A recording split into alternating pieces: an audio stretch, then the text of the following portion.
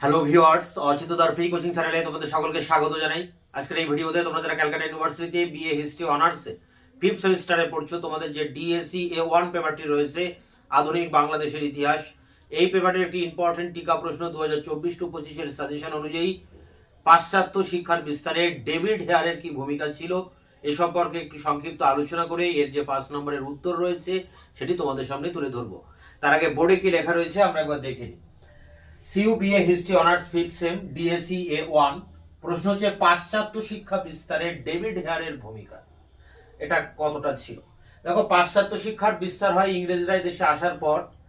তারা যে 1813 সালে যে চার্টার অ্যাক্ট হয়েছিল, মানে লাইসেন্স নবীকরণ, ব্রিটিশ পার্লামেন্টের কাছ থেকে যে লাইসেন্স পেয়েছিল 1813 সালে, আরো 20 বছর এদেশে শাসন করার বা বাণিজ্য করার অধিকার লাভ করেছিল ইংরেজ ইস্ট ইন্ডিয়া কোম্পানি। সেই 1813 চার্টার অ্যাক্টে বলা হয় যে ভারতীয়দের শিক্ষার খাতে 1 লক্ষ টাকা করে কোম্পানি ব্যয় করবে। এই প্রথম সূচনা হচ্ছে সরকারি তরফে ভারতে পাশ্চাত্য শিক্ষা বিস্তারে। কিন্তু তার আগে কিন্তু এই পাশ্চাত্য শিক্ষার বিস্তার শুরু হয়ে গিয়েছিল কাদের হাত ধরে গিয়েছিল? খ্রিস্টান মিশনারিদের হাত ধরে এবং কিছু ইউরোপীয় পণ্ডিত ব্যক্তির হাত ধরে। খ্রিস্টান মিশনারিরা এদেশে ধর্ম প্রচার করতে আসেন এবং ধর্ম প্রচারের জন্য তারা বিদ্যালয় স্থাপন করেন এবং সেখানে ইংরেজি মাধ্যমে পড়াশোনা শুরু করে দেন। ফলে বিভিন্ন খ্রিস্টান missionary church, London missionary church, Scottish missionary church, এই সমস্ত চার্চের হাত ধরে কিন্তু শিক্ষা বিস্তারটা শুরু হয়ে যায়। পরবর্তীকালে বিভিন্ন ইউরোপীয় আরো কিছু পণ্ডিত ব্যক্তি নিজের উদ্যোগে, সম্পূর্ণ ব্যক্তিগত নিজের উদ্যোগেও তারা পাশ্চাত্য শিক্ষার বিস্তারে মনোনিবেশ করেছিলেন। যেমন Drinkwater, Bethune, Alexander Duff, David হেয়ারের কথা বলা যায়। এই সমস্ত ইউরোপীয় ব্যক্তিরা যারা নিজেরা ব্যক্তিগত উদ্যোগে পাশ্চাত্য শিক্ষার বিস্তার ঘটিয়েছিলেন, সেই সমস্ত ব্যক্তিদের মধ্যে সবার আগে, সবার প্রথম, সব থেকে উল্লেখযোগ্য ব্যক্তি ছিলেন এই ডেভিড হেয়ার। ইনি একজন ঘড়ি ব্যবসাদার হিসেবে তিনি স্কটল্যান্ড থেকে বাংলাদেশে আসেন, কলকাতায় আসেন এবং তিনি এদেশে এসে দেখেন যে এদেশের মানুষরা অন্ধ কুসংস্কারে আচ্ছন্ন।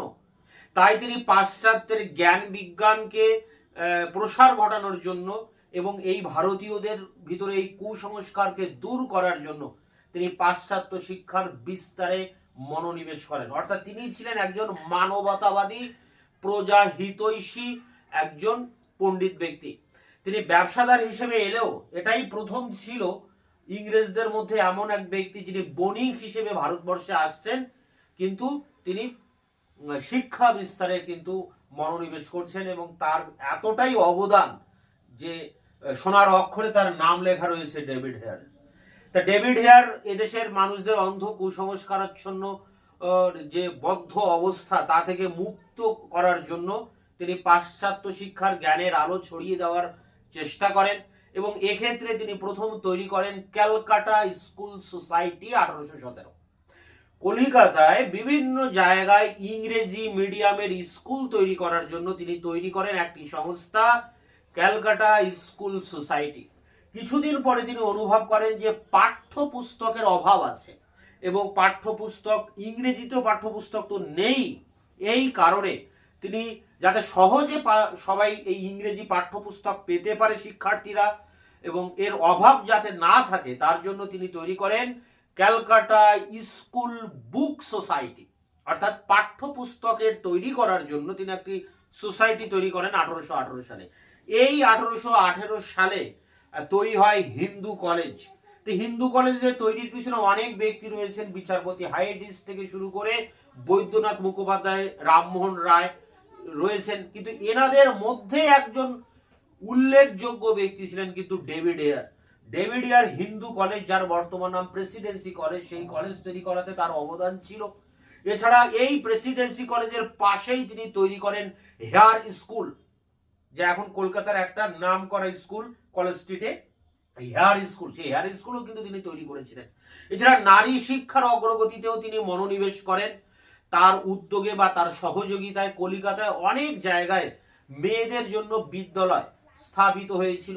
এছাড়া ডেভিড হেয়ার ভারতবর্ষের এই কুসংস্কার দূর করার জন্য এবং অন্ধবিশ্বাস দূর করার জন্য পাশ্চাত্য শিক্ষার যাতে সঠিকভাবে প্রয়োগ হয়, সঠিকভাবে তার বিস্তার ঘটে, তার জন্য ব্রিটিশ সরকারের দৃষ্টি আকর্ষণ করেছিলেন। এবং ভারতীয় যে সমস্ত পণ্ডিত ব্যক্তি এই পাশ্চাত্য শিক্ষার এগিয়ে এসেছিলেন, যেমন রাধানাথ সিকদার, যেমন রামমোহন রায়, যেমন ঈশ্বরচন্দ্র বিদ্যাসাগর, এনাদেরকে কিন্তু যথেষ্ট সহযোগিতার হাত বাড়িয়ে দিয়েছিলেন বা এনাদের সাথে একটা সহযোগিতামূলক সম্পর্ক তৈরি করেছিলেন এই ডেভিড হেয়ার। তা ডেভিড হেয়ার নারী শিক্ষার বিস্তারে অগ্রগতি ঘটান এবং কলকাতায় প্রথম ইংরেজি medium school, Hare school, Presidency college এগুলো তৈরি করেন।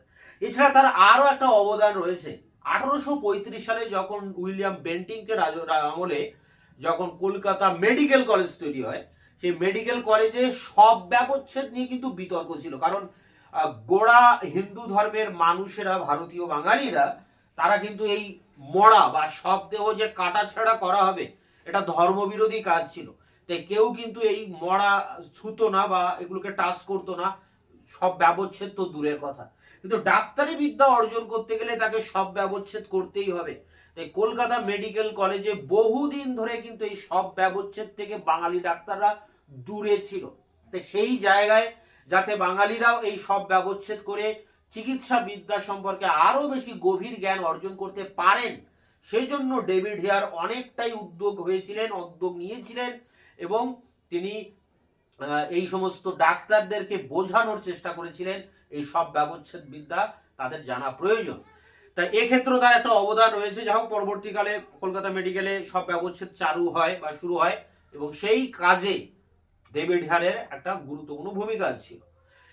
তা ডেভিড হেয়ার বিখ্যাত এই কারণে অনেক ইউরোপীয়রা ভারতবর্ষে এসে অনেক স্কুল কলেজ শিক্ষার বিস্তারে কাজ করেছেন, কিন্তু সবার আগে যিনি রয়েছেন একেবারে প্রথমে, যে 1817 সাল নাগাদ 1813 চার্টার অ্যাক্ট হচ্ছে, শিক্ষা বিস্তারে সরকারি উদ্যোগ শুরু হচ্ছে, আর তারপরেই 1817 সালে এই ডেভিড হেয়ারই প্রথম ব্যক্তিগতভাবে তার উদ্যোগে Calcutta book society, Calcutta school society, Hindu school, Hindu college, এই সব কিছু প্রতিষ্ঠান কিন্তু তার হাত ধরেই শুরু হয়েছিল। এই কারণে ডেভিড হেয়ার পড়তে হয়, ইম্পর্টেন্ট প্রশ্ন। তাই এর যে একদম সহজ বিষয়, তাই এর যে উত্তরপত্র রয়েছে 5 নম্বর, সেটি নিয়ে এবার অন স্ক্রিনে আলোচনা করছি। 5th semester history honours DSC A1, পাশ্চাত্য শিক্ষা বিস্তারে ডেভিড হেয়ারের ভূমিকা, মার্কস 5।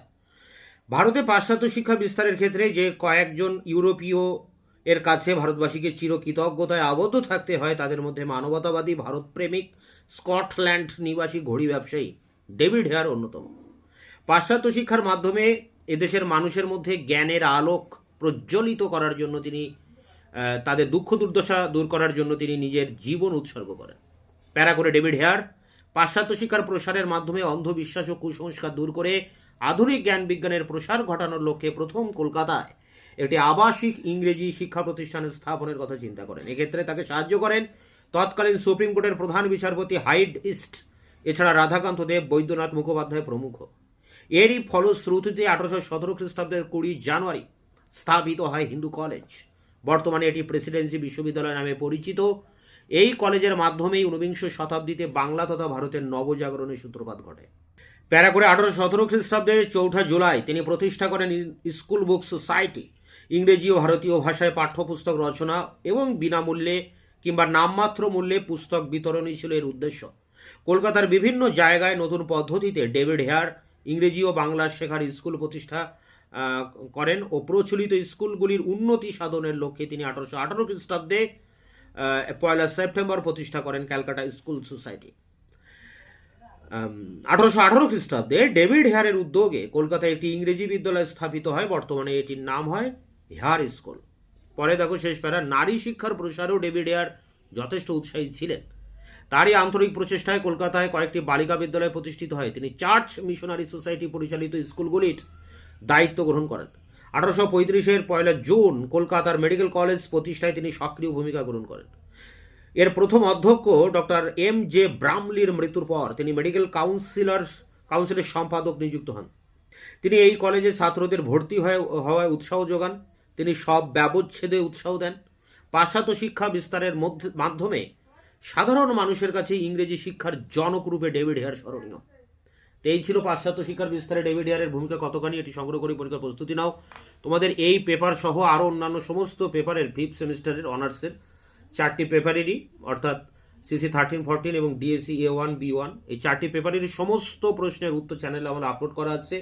ভিডিও ডেসক্রিপশনে অনেকগুলি প্রশ্নের উত্তরের লিঙ্ক পাবে।